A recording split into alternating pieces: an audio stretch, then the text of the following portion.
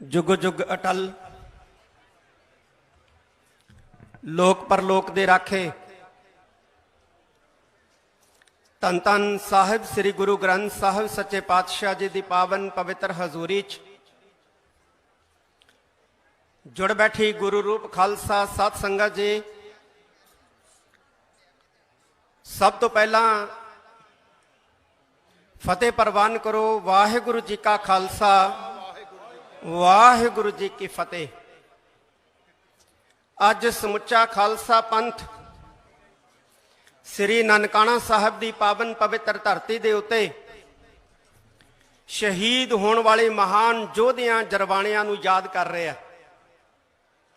जिथे ननकाना साहब की पावन धरती के उत्ते पाकिस्तान सिख गुरुद्वारा प्रबंधक कमेटी वालों समागम किए जा रहे हैं ते हज़ारां सिखां दा उत्थे इकट्ठ है। उत्थे श्रोमणी गुरुद्वारा प्रबंधक कमेटी वालों शहीदां दे परिवारां दे इस नगर गोदरपुर दे विच शहीदां नूं याद करन दे लई समागम किया जा रहा है। ननकाना साहब 20 सिख जथे ने जाना से उथों दे समागमां दे विच शमूलीयत करन वास्ते, पर ऐन मौके दे उत्ते भारत की बीजेपी सरकार वालों सिख जथे नूं रोक दिता गया। ननकाना साहब की पावन धरती दे उत्ते हौलनाक घटनावां वापरियां ने। सब तो पहला जिहड़ा महंत ननकाना साहब का विचारी होया वो सी महंत साधू राम। साधू राम की मौत तो बाद फिर ननकाना साहब का महंत जिहड़ा सी बनिया महंत कृष्ण दास। महंत कृष्ण दास एक ऐसा दुराचारी महंत सी जिन्हें अपने भतीजे रलिया राम के विआह के उत्ते 1911 दे विच श्री ननकाना साहब दरबार के अंदर बेसवावां नचाइयां। असी मस्सा रंगड़ नूं याद करते हैं, मस्सा रंगड़ नूं असी लांतां पाउणे आ, पर ननकाना साहब के महंत कृष्ण दास ने अपने भतीजे के विआह के मौके के उत्ते लाहौर तो बेसवावां मंगवा के ननकाना साहब दरबार के अंदर नाच नचवाया। चीफ खालसा दीवान हर साल गुरु नानक साहब जी का गुरपुरब मनाउण वास्ते ननकाना साहब जांदा सी। उथे दीवान लगदे सी, उथे लंगर चीफ खालसा दीवान वालों हुंदे सी, उथे अमर संचार हुंदे सी। लेकिन महंत कृष्ण दास ने चीफ खालसा दीवानां दे उत्ते पाबंदी लगा दी, उन्हां दे तंबू पट दिते, उन्हां दीयां स्टेजां उखाड़ दित्तियां कि ननकाना साहब की पावन धरती तो तुसीं सिੱਖੀ की गल नहीं कर सकते। दुराचारी कृष्ण दास महंत का जदों अंत होया ते उदों बाद फिर नारायण दास जिन्हों असीं नारायणू कहने हैं, ये ननकाना साहब का महंत बनिया। ते इहदे महंत हुंदियां 1917 दे विच एक बारी फिर ननकाना साहब दरबार के अंदर लाहौर दीयां बेसवावां दा नाच होया। 1918 दे विच 6 बीबियां जड़ियां दर्शन करन वास्ते गईयां सी, उन्हां दी ट्रेन छुट गई। वापस वो ननकाना साहब गईयां ते रात रुकण वास्ते उत्थे ठहरियां ते उन्हां 6 औरतां दे नाल महंत नारायणू दे गुंडियां ने बलात्कार किया। फिर 13 साल की एक बच्ची दे नाल नारायणू महंत दे गुंडियां ने बलात्कार किया।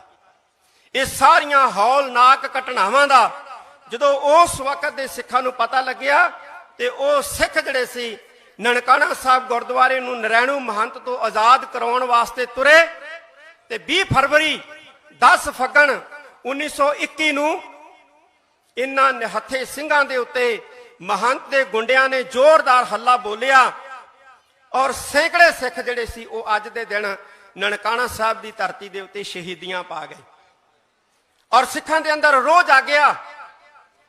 2200 गिणती का जत्था जथेदार करतार सिंह दी झब्बर की अगवाई दे विच ननकाना साहब नूं तुरिया ते ननकाना साहब दे बाहर अंग्रेज हुकूमत के करिंदियां ने 2200 के करीब करतार सिंह झब्बर की अगवाई दे विच जा रहे जथे नूं रोक लिया। जिवें अज भारत सरकार वालों जथा रोकिया गया ना ननकाना साहब जाण तो, उस वेले अंग्रेज़ां ने भी करतार सिंह झब्बर की अगवाई दे विच जा रहे 2200 के जत्थे नूं भी जिहड़ा सी ओह रोक लिया और पुछया कि तुसीं सिख की चाहुंदे हो। ते जथेदार करतार सिंह झब्बर कहन लग्या, कहंदा ऐ अंग्रेज अधिकारियों, अंग्रेज अफसरों, असीं तुहाडे तो कुछ भी नहीं चाहुंदे, तुसीं दसो साडे तो की चाहुंदे हो, क्योंकि रस्ता तुसीं साडा रोकिया।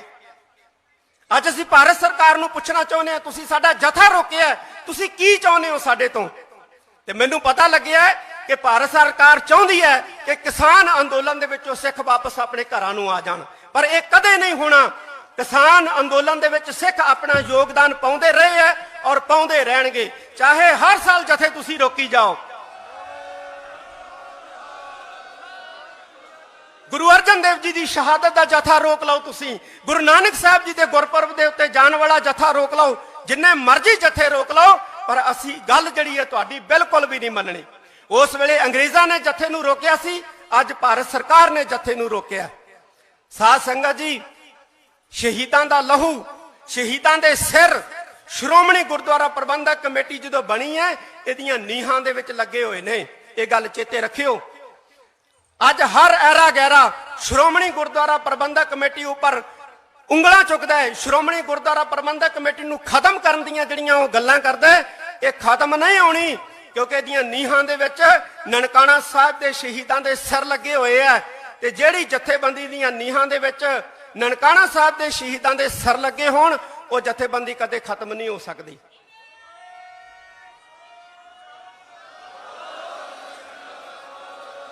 बंदे माड़े हो सकते हैं, मनुख माड़े हो सकते हैं, प्रबंधक माड़े हो सकते हैं, ग्रंथी माड़ा हो सकता है। यदा मतलब यह नहीं है कि असी गुरुद्वारा ढा दईए। प्रबंधक माड़ा यदा मतलब यह नहीं है कि असी गुरुद्वारा ढा दईए। जे श्रोमणी गुरुद्वारा प्रबंधक कमेटी दे विच प्रबंधक कोई माड़ा है, तो मतलब यह नहीं कि असी श्रोमणी गुरुद्वारा प्रबंधक कमेटी नूं खत्म कर दईए, क्योंकि खत्म करना श्रोमणी गुरुद्वारा प्रबंधक कमेटी नूं यह दिल्ली की सरकार की सोच हो सकती है, लेकिन किसी सिख की सोच नहीं हो सकती।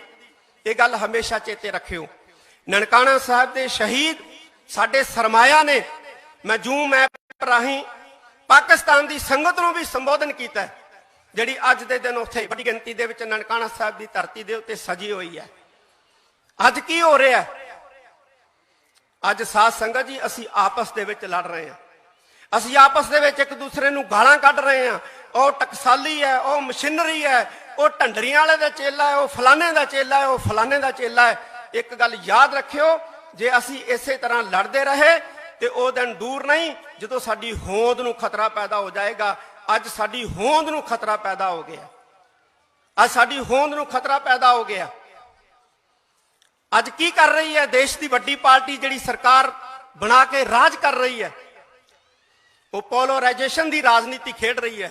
पहला मुसलमानों के खिलाफ, सिखां के खिलाफ बहु गिणती के मन दे विच नफरत पैदा करो, फिर मुसलमानों नूं कुटो, सिखां नूं कुटो ते बहु गिणती दीयां वोटां हासिल करो। अज ये राजनीति मुल्क दे विच चल रही है। ये राजनीति ना तो सरकार लई चंगी है, ना हिंदुस्तान दे लई चंगी है। ये वोटां दी गंदी पोलराइजेशन की जिहड़ी राजनीति है, ये हिंदुस्तान नूं बर्बाद करके रखेगी। अज साडे खिलाफ नफरत का प्रचार हो रहा है, घट गिणतियां के खिलाफ नफरत का प्रचार हो रहा है, तो फिर जो नफरत फैल गई, उदों फिर बहु गिणती दीयां वोटां हासिल करन दे लई सानू कुटिया जाएगा, सानू दबाया जाएगा और सानू मारन का यतन किया जाएगा। पर एक गल चेते रखना, सिखां ने मरना कोई नहीं है, सिखां ने मरना कोई नहीं है दिल्लीए, क्योंकि औरंगजेब नहीं मार सकिया इनू। सिखां नू औरंगजेब नहीं मार सकिया, सिखां नू गोरा सरकार नहीं मार सकी। सिखां ने जदों मारिया आपसी फुट ने मारिया। अज जरूरत इस गल की है कि असी राजनीतिक तौर के उत्ते मजबूत होइए। 1947 तो बाद लगातार पंजाब दे विचों सानू राजनीतिक तौर पर खत्म करने के यतन हो रहे हैं, सानू धार्मिक तौर पर खत्म करने के यतन हो रहे हैं, सानू आर्थिक तौर पर खत्म करने के यतन हो रहे हैं और सानू समाजिक तौर के उत्ते भी खत्म करने के यतन हो रहे हैं। अज असी एक होइए। उस वक्त श्री अकाल तख्त साहब तो पंथ ने एक हुक्मनामा जारी किया 1921 नूं कि 5 अप्रैल नूं समुचा गुरु खालसा पंथ देशों विदेशों के विच जिथे बैठा है वह ननकाणा साहब के शहीदों नूं याद करे। ननकाणा साहब के शहीदों नूं याद करने वास्ते धार्मिक दीवान सजावे और सिर दे उत्ते कालियां दस्तारां सजावे। उस वक्त रियासतां दे विचों इक्को रियासत नाभा जिहदा महाराजा सी महाराजा रिपदमन सिंह, उन्हें खालसा पंथ के हुक्म नूं मनदियां गुरुद्वारा घोड़ियां वाला नाभे दे विच 5 अप्रैल 1921 नूं एक बहुत वड्डा स्टेट लैवल का समागम किया और बहुत सारे वड्डी गिणती दे विच सिखां ने कालियां दस्तारां सजाईयां। बीबी जी बैठे ने, बाबा प्रेम सिंह जी मुराले वाले, उन्होंने भी 5 अप्रैल नूं काली दस्तार सजाई पंथ का हुक्म मनदियां। महाराजा रिपदमन सिंह ने काली दस्तार सजाई कि असीं शहीदां नूं नमन करते हैं और अंग्रेज सरकार दे असीं मूँह दे उत्ते थुकदे हां, क्योंकि अंग्रेज सरकार ने महंतां दा पक्ष लिया, महंतां दा पक्ष पूरिया। कोई सजा नहीं सी होई महंत नूं। महंत ते महंत दे सारे गुंडे जिहड़े अंग्रेज सरकार ने बरी कीते सी 2-2 4-4 5-5 साल बाद। क्यों? क्योंकि अंग्रेज सरकार महंतां दी पिठ दे उत्ते सी ते अंग्रेज सरकार दा विरोध करन दे लई 5 अप्रैल नूं 1921 सन दे विच नाभे दे विच जिहड़ा स्टेट लैवल का इकट्ठ होया सी, बहुत वड्डा इकट्ठ। उस इकट्ठ दे विच एक चरण सिंह शहीद ने कविता पढ़ी सी और वो कविता ऐसी सी जिन्हों सुन के सारियां दियां अखां जिहड़ियां सी नाम हो गईयां सी ते सारी संगत जिहड़ी आ वो रोन लग पई सी। उस कविता का जिक्र उस समय उस इकट्ठ दे विच मौजूद पंथ प्रकाश के करता ज्ञानी ज्ञान सिंह ने किया है ते मैं उस इकट्ठ दे विच पढ़ी गई उस कविता दियां आखिरियां पंक्तियां 2 जड़ियां पढ़ के मैं समाप्ति करनी है। बड़ा उन्हें कमाल का लिखिया आखिर दे विच, कहंदा खुदगर्जियां हठ बैर लालच सिखो भट्ठियां च पा दिओ। की कहंदा ओ? कहंदा खुदगर्जियां हठ बैर लालच सिखो भट्ठियां च पा दिओ, इतफाक बिल्डिंग दी शहीदी यादगार बना दिओ। और जेड़ा भारत सरकार ने जत्थे नूं इस वार रोकिया, मैं एक गल्लों भारत सरकार का धन्नवाद भी करदा। क्यों? क्योंकि जदों शहीदी साका ननकाना साहब होया ते ननकाना साहब शहीदे साके की खबर जदों सिखां नूं लगी ते सिखां ने मन दे विच बहुत वड्डा जिहड़ा सी दुख मनाया ते भारत सरकार ने जथा रोक के उसे दुख का एहसास सानू कराया, उसे दुख का जिहड़ा अनुभव सानू कराया। इसलिए असीं भारत सरकार का धन्नवाद भी करते हैं कि अज असीं उस दुख नूं महसूस किया है जिहड़ा दुख उस वेले दे सिखां ने ननकाना साहब के साके नूं सुन के जिहड़ा महसूस किया सी। क्यों? क्योंकि साडा एक स्लोगन भी है कि जबै बाण लाग्यो तबै रोस जागियो। असीं हर साल ननकाना साहब के शहीदां नूं याद करांगे। ये सारा महीना अज शाम नूं श्री अकाल तख्त साहब ते समागम हो रहा है। भाई साहब भाई पिंदरपाल सिंह जी कथा करने वास्ते आ रहे हैं। श्री अकाल तख्त साहब की फसील तो असीं ऐलान करांगे कि यह दिहाड़ा जिहड़ा ननकाना साहब के शहीदां दा ये असीं मनावांगे और नरैणू महंत दीयां करतूतां दा जिक्र करांगे ते आउण वाले 100 साल तक जिथे इस साके नूं मनाउंदियां नरैणू महंत दीयां करतूतां दा जिक्र होएगा, उत्थे भारत सरकार दी इस करतूत दा भी जिक्र होएगा कि इहने ननकाना साहब जाण वाले नूं जथे नूं रोकिया और साडी 100 साला शताब्दी दे विच भारत सरकार ने जथा रोक के विघन पाया है। मैं इन्ने शब्दां दे नाल एक मैं गल बीबी जगीर कौर जी प्रधान श्रोमणी गुरुद्वारा प्रबंधक कमेटी का धन्नवाद करूंगा कि उन्होंने बड़ी मेहनत करके अज दे इस शहीदी समागमां नूं जिहड़ा है वो सफल किया है। आप संगत की शमूलीयत जिहड़ी है वो दसदी है कि साडे शहीदां दे प्रति साडे मनां दे विच किन्ना तड़प है, किन्नी दर्द है। इन्ने शब्द कहंदा फतेह बुलाओ वाहिगुरू जी का खालसा वाहिगुरू जी की फतेह।